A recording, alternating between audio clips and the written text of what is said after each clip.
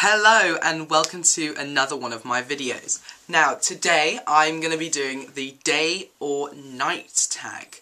The day and night tag. My bad, mistakes.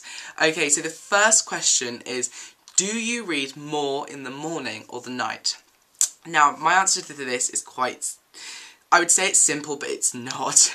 I work a full-time job, so I work from Monday to Friday, and I work from 8 in the morning till 3. So due to that, I would read more in the night and more in the afternoon.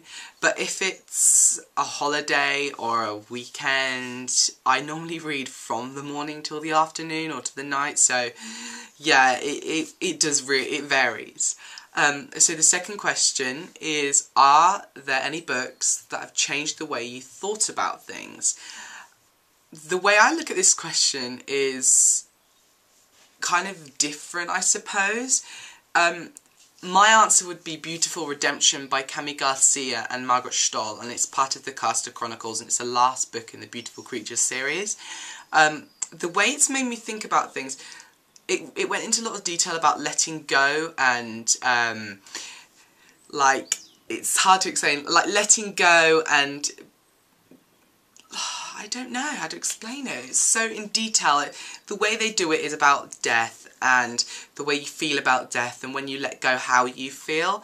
And also appreciating family. That's what it's made me feel the most. So I'd say that that book has changed the way I think about how I need to treat my friends and family, just in case anything happens, if you get me. It's really confusing. Okay, YA, young adult or not? I would say yes to YA. I love young adult books. That's most probably all I read. I've read a couple of adult fiction kind of books, but I prefer young adult books. I absolutely love them. They're amazing. So yeah, thumbs up to young adult. Okay, next question. Are there characters that you honestly believe are real?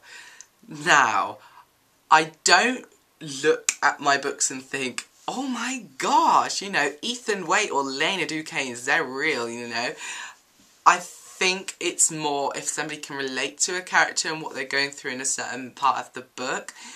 I would like to think that there are witches and vampires and werewolves that are real, but unfortunately I don't. But when it comes to books where people fall in love and it's forbidden and things like that, that's where sometimes I can feel like I relate to it a bit, but obviously it's private, so I'm not going to go into that. Nobody touches my books, or I don't mind loaning my books out. Now, I'm not one to say I wouldn't loan my books out. I'd just be careful to who I do loan my books out to.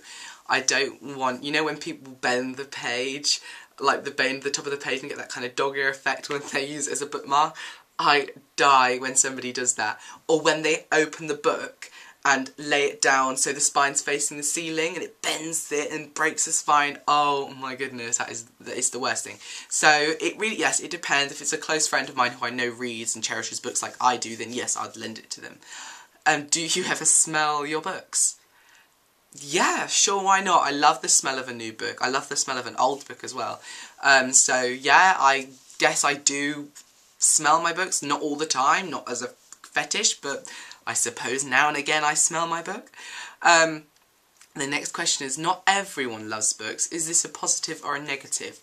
Well, personally, I would say it's a negative just because I'm such a fan of reading and I love books so much.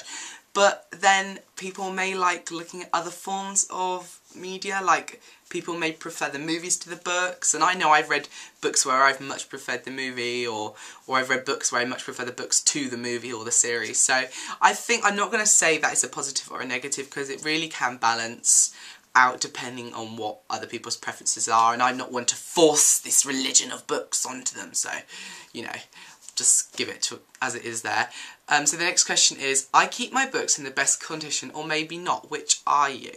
Okay, so I'm in the middle. If I love a book, I will keep it in the best condition as possible. And the same with if I don't like a book, I will keep it on the best condition as possible, but you can definitely tell if one of my books has been loved, if you get me. Like, it's used and you can tell it's used and it's a bit bendy and the spine's a bit broken. but it's where I go on holiday and I'm led on a sunbed in a really hot country and I'm holding my book up and it's covering the sun so I can read, but I'm still tanning. And then the spine melts, and that happened to my Hunger Games books this year. I died. Wait, I will show you my books, okay? So, my Hunger Game books are ruined. This is the Hunger Games, one of the books from the trilogies, and as you can tell, the pages are falling out, and it's really, the spine's all mashed, so yeah, that's not good, but I'd like to say I do take care of them when I'm not near sun. So the next question is, gosh, I have too many books, true or false? I would say that's a false. I have a lot of books, but since I've just got on this hype, it's not as many as I want. I don't have the kind of shelves full of books, but this is my kind of shelf here, so it's got books. I've got books there, and I've got books along the top and there and there, and I've got some books on the floor there, so I'd like to say that maybe, oh, I've got the Percy Jacksons here, so I'd like to say that yes, I have a lot of books, but not as many books as I would like to have, so hopefully, oh my goodness, I'm off camera, sorry, hopefully with my reading when it increases, then yes, I'll have more books. So yeah, the next question is, have you ever spilled or stained your books before something? With something? And if so, how? Yes, I have. I used to read Eragon and I spilt a load of my, it was like Summer Fruits diluted drink or something all over it. So my heart broke and I had to buy a new one, and I spilt some more coffee on that, and so I've never read Eragon because I'm cursed and I can't read Eragon.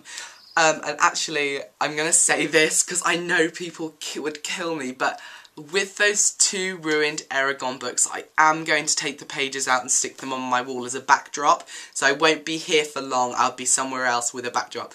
So yeah, don't think I've just destroyed these books. These books are truly and utterly destroyed. You cannot make a word out of them, so yeah, I will be doing that, but anyway, I went off on a tangent there, sorry.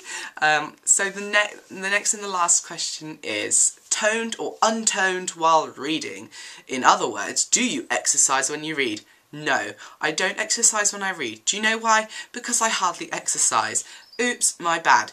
I do like going to the gym, and I have thought about having an audiobook for the gym, but no, I don't want to take my book out of my room sometimes, and I'm scared that if I go to the gym I'll get, like, sweat on it and it's gross, and yeah, so that's a no. I have not read whilst going to the gym or running. I just would be bouncing up and down and wouldn't be able to make words out, so yeah, I hope you enjoyed this tag. I enjoyed it. I'm sorry I went off on a lot of tangents and everything, but yeah, I really hope you did enjoy it. If you did, like the video, or leave a comment down below.